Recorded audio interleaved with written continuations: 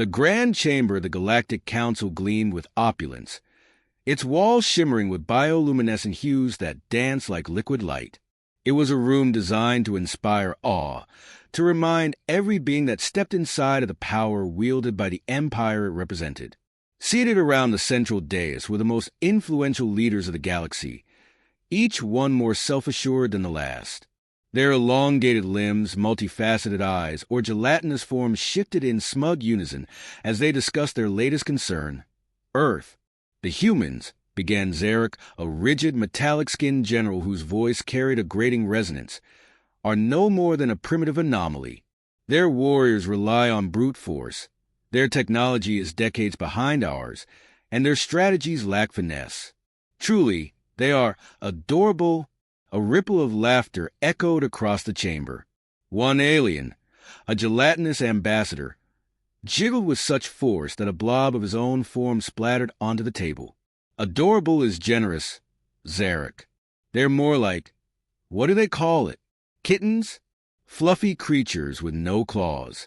The humor spread like wildfire, each species contributing its version of a punchline. Zarek smirked, soaking in the atmosphere he had engineered. He had always thrived on dismissing lesser species, and this was no different. When we deploy our forces to their so-called strongholds, they'll fold like wet parchment. I recommend we proceed with Operation Dawnfall. Earth won't know what hit them. From his seat at the far end, the council's elder stirred. His aged, antennae-like tendrils twitched as he spoke, his voice rasping with the weight of centuries. Do not underestimate the unknown. I have seen species rise from ashes to scorch entire fleets. Hubris is a dangerous path. Zarek waved a dismissive hand, his armored claws clicking against the table.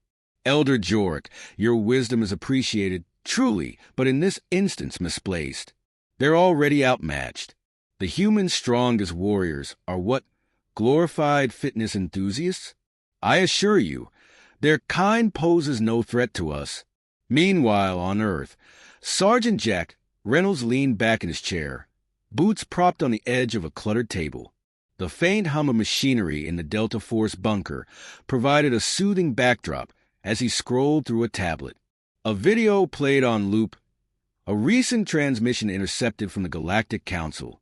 Jack paused the video just as Zarek called humans adorable. He raised an eyebrow, the corner of his mouth quirking up in disbelief. Adorable, he muttered to himself. Well, that's a new one. Across the room, Specialist Lopez, Jack's longtime teammate and an unrepentant joker, snorted. Guess we're moving up in the world. Last week, they called us monkeys with sticks. Adorable's practically a compliment.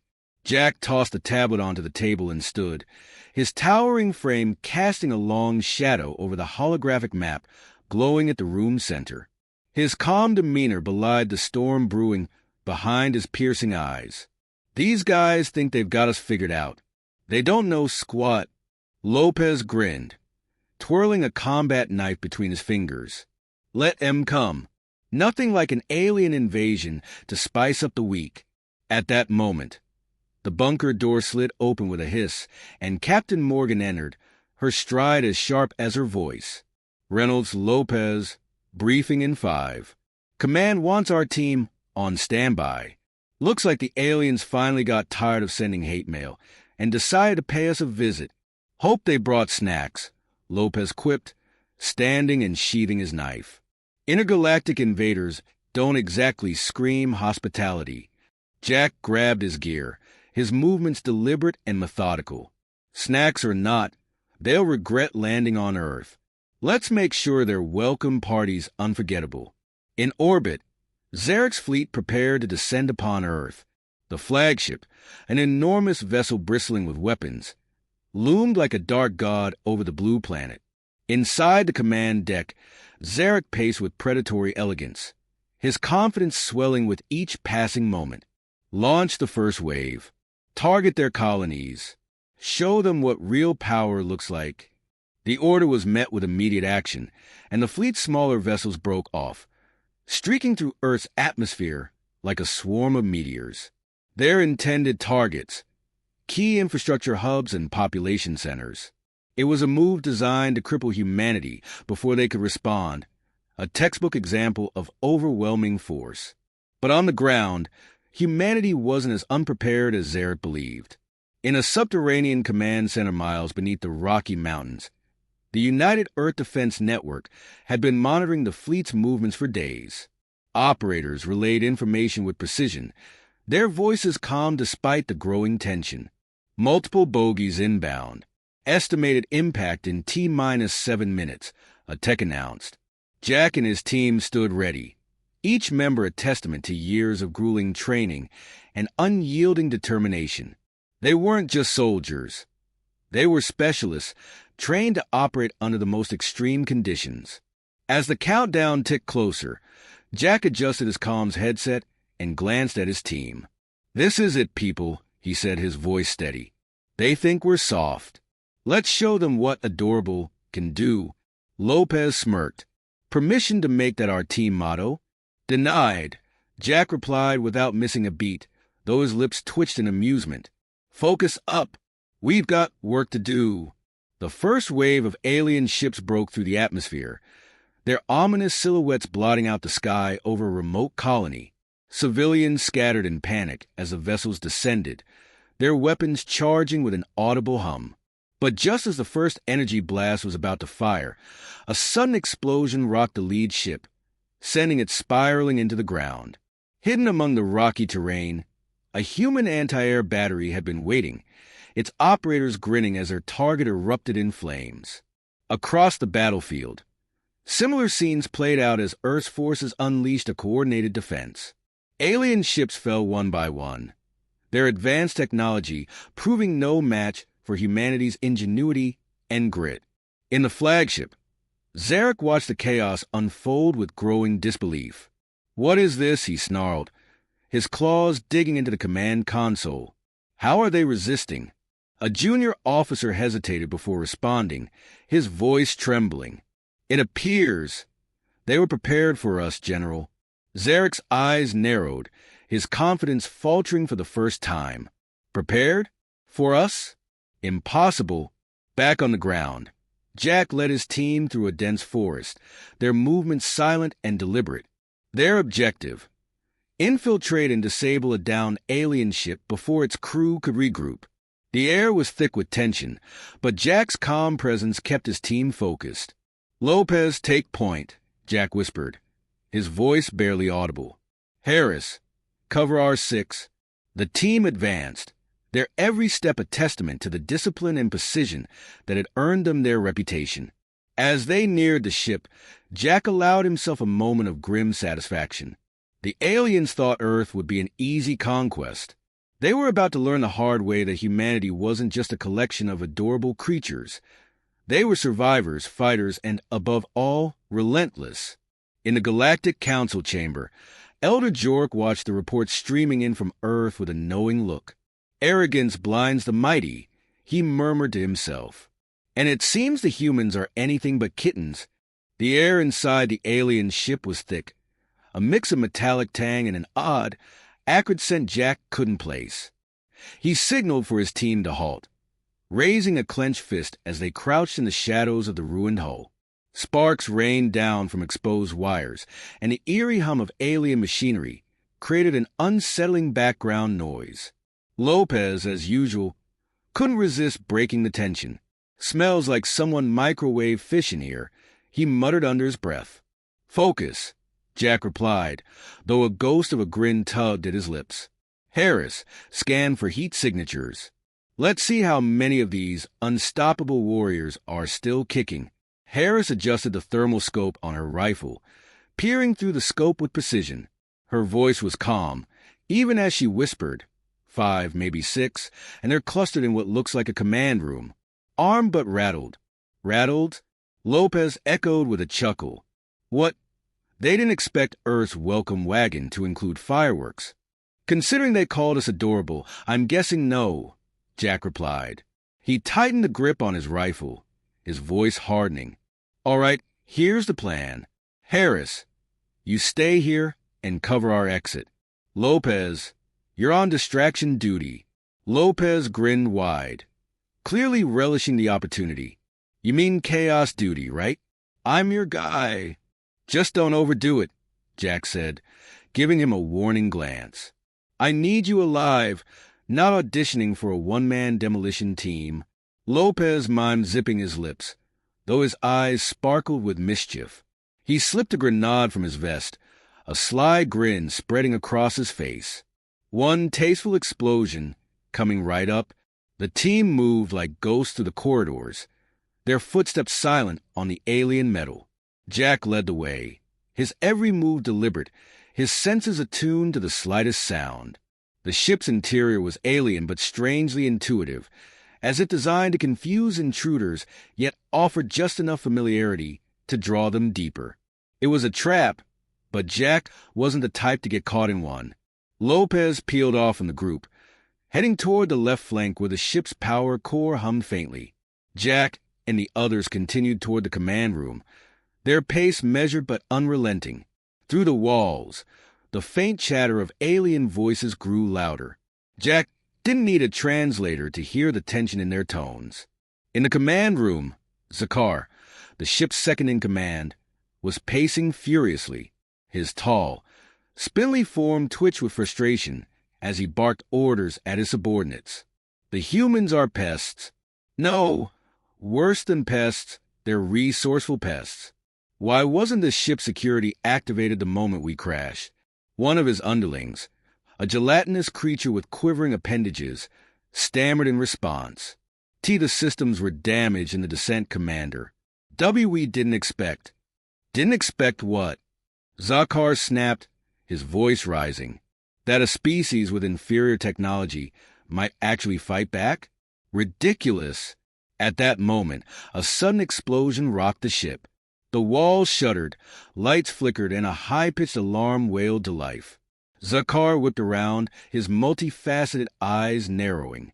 What was that? Lopez's voice crackled over Jack's comm that, my friends, is the sound of tasteful chaos. Jack suppressed a sigh.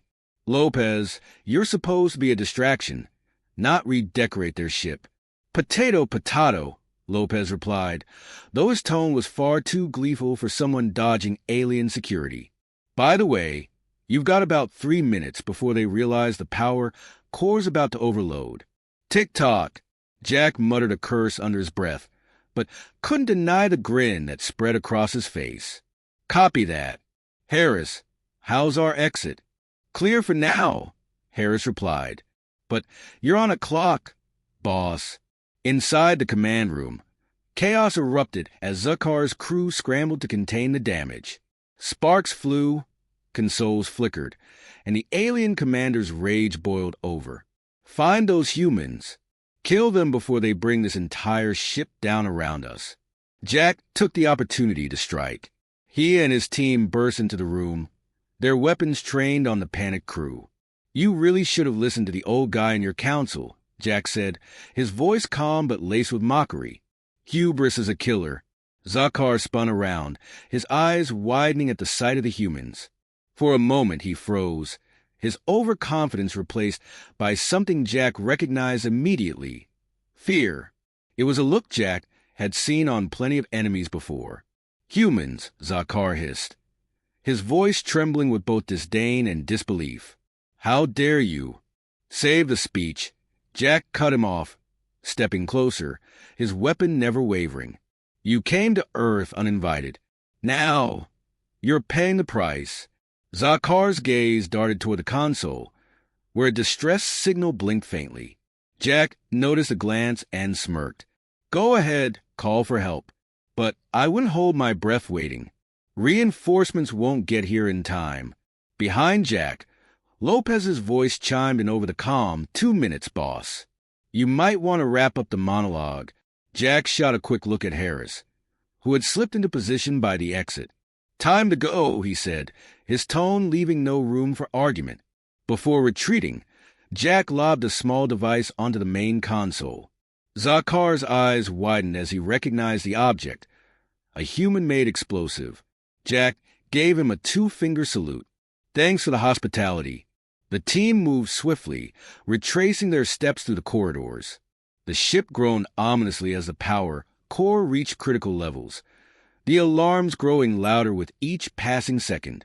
Lopez joined them at the exit, his face lit with an unholy combination of adrenaline and pure joy. "You're welcome, by the way," he said, clearly expecting some form of gratitude. "For what?" Harris asked deadpan. "Endangering the mission or almost getting yourself killed?"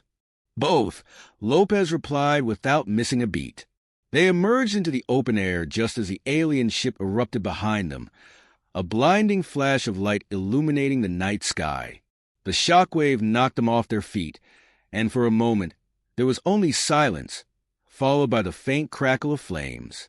Jack rolled onto his back, staring up at the stars.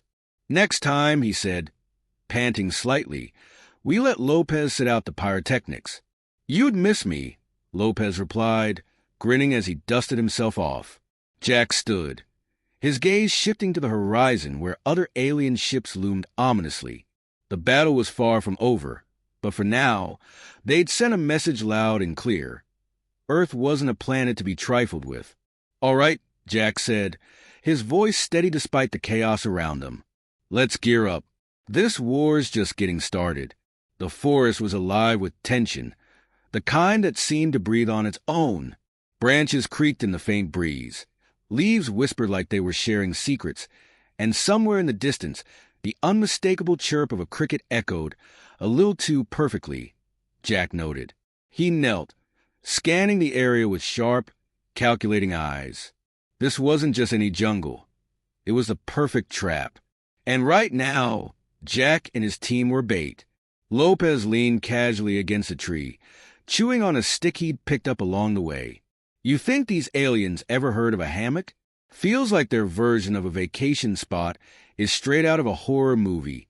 "Focus," Jack murmured, his voice just above a whisper. "We're not alone." "Obviously," Harris muttered, her rifle sweeping from left to right as she scanned the dense underbrush. "It's like every leaf here wants to kill us." Lopez shrugged, twirling the stick in his fingers. "You say that like it's different from the last 5 missions. Nature's always trying to kill us. Earth, alien planets, same story, different scenery." "Lopez," Jack said, his tone sharp enough to cut through the banter. "Quiet." That single word was enough to settle everyone. Jack's instincts were rarely wrong, and when he said something wasn't right, it usually meant the situation was about to take a turn. The team froze, each of them blending into the shadows of the forest like phantoms. Then a faint sound, a rustle, not the kind made by the wind or an animal. "No!" This was deliberate, calculated. Jack's grip on his rifle tightened, and he signaled to the others with a series of quick, precise hand motions. Harris nodded. Lopez rolled his eyes but obeyed, and the team split into formation. The alien soldiers weren't far off now. Jack could feel it, the electric buzz of anticipation coursing through him like a live wire. They weren't just being hunted. They were being studied, their movements tracked, their tactics analyzed. But the aliens had underestimated one critical thing. Humans weren't just prey. They were predators, too. And sometimes, the best way to trap a predator was to let it think it had the upper hand. The first alien broke through the trees, tall and armored, its weapon glowing faintly with alien energy. It moved with the confidence of someone who believed it had already won. Jack waited, his breathing slow and measured, his finger resting lightly on the trigger. He didn't fire. Not yet. Timing was everything. Lopez, of course, couldn't resist muttering under his breath. "Do you think they have a word for overconfidence in their language? Or do they just call it a Tuesday?" Harris shot him a glare, but Jack didn't react. He was focused entirely on the alien, watching as more of them emerged from the foliage. 5, 10, 15. The numbers were climbing, but that didn't bother Jack. Numbers didn't win wars. Strategy did. When the last alien stepped into the clearing, Jack finally moved. He gave a low whistle, the kind you'd use to call a dog. Every alien had snapped in his direction, their glowing eyes narrowing in unison. "Hey!" Jack called out, stepping into the open with deliberate nonchalance. "Welcome to Earth. I'd offer you a drink, but I hear hydration's not your thing." The aliens hesitated, clearly thrown off by his casual demeanor. It was a gamble, but Jack knew the value of psychological warfare. Fear and confusion were just as potent as bullets when used correctly. Zakar, the alien commander, stepped forward.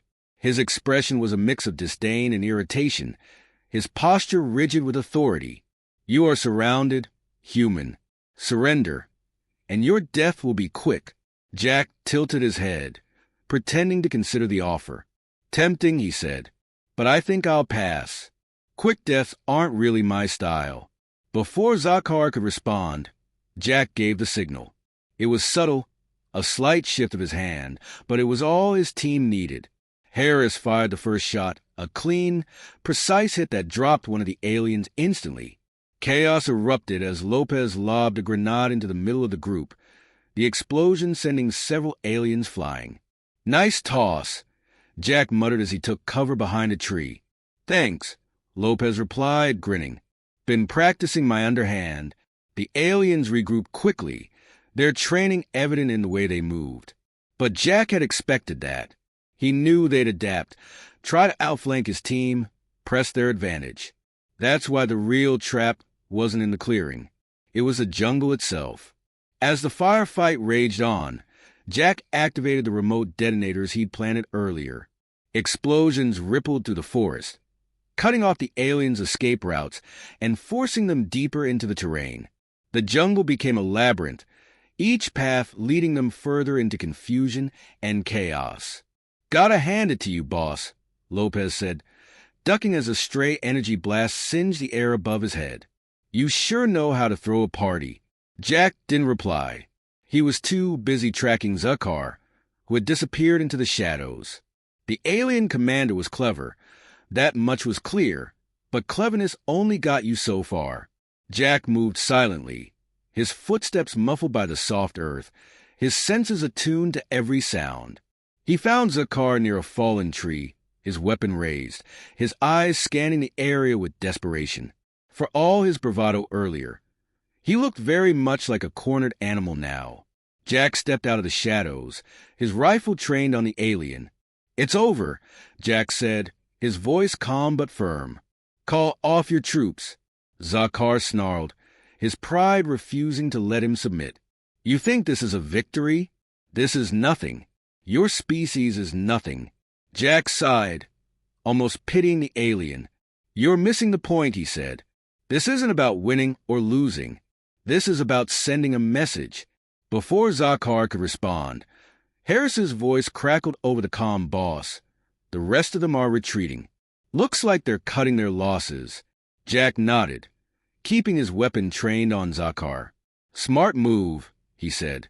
Then to Zakar he added, "Tell your leaders what happened here.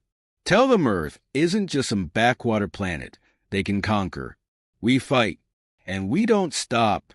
He stepped back, letting Zakar flee into the jungle.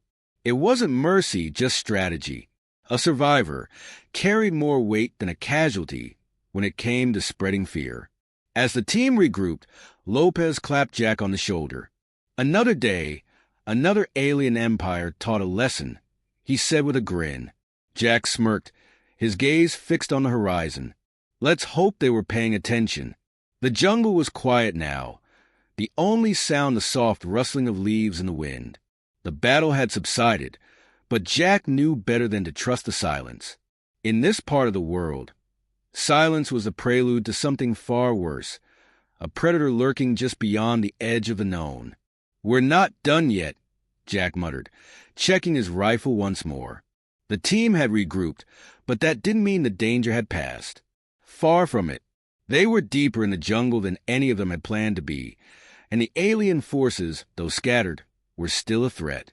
The galaxy wasn't going to give up on Earth just because a few of their soldiers had been blown to pieces. "Yeah, we know," Lopez said, adjusting his gear and flashing a grin. "But hey, look on the bright side. We got the jungle. The aliens have, what, a dozen soldiers left? This is practically a vacation now." Jack shot him a look. Lopez had a way of making the impossible sound easy, but that didn't mean he was wrong. The team had turned the tables, and now the enemy was the one running blind. Harris, ever the pragmatist, was scanning the trees with an eagle's eye. "You sure about this?" "Feels like we're walking into a trap." Jack tilted his head. "It wouldn't be the first time," he replied. "And last time, we still walked out with their teeth. It was a gamble. They were going after Zakar, their target. The alien commander had survived the ambush, and Jack wasn't going to let him escape to regroup. The last thing they needed was a higher-level alien force calling for reinforcements. Zakar had to be dealt with. As the team moved deeper into the jungle, the atmosphere seemed to thicken. The alien forces, though small in number, were nothing if not resourceful. Jack could almost feel the heat of their gaze on the back of his neck. The hunt wasn't over. "Hold up," Jack whispered, stopping dead in his tracks. Lopez had almost walked straight into a tripwire, a thin, nearly invisible wire that, if triggered, would unleash a net that would drag them away in seconds. The aliens weren't as dumb as they seemed. They'd learned quickly. Lopez cursed under his breath. "You've got to be kidding me. These guys set up traps." "Yup," Jack said, his voice low. "But they didn't set it for me. The trap was old school, but Jack wasn't about to let the aliens outmaneuver him. He worked his way forward, disarming the wire with the precision of a seasoned expert. The rest of the team followed suit, their movements a coordinated dance of caution and skill. They were too deep into this mission to back down now. Finally, they reached a clearing where they'd tracked Zakar. The air was thick with the smell of earth and sweat. Jack could almost taste the tension. He motioned for the team to fan out, each of them taking a position that would cover every angle. It was a waiting game now.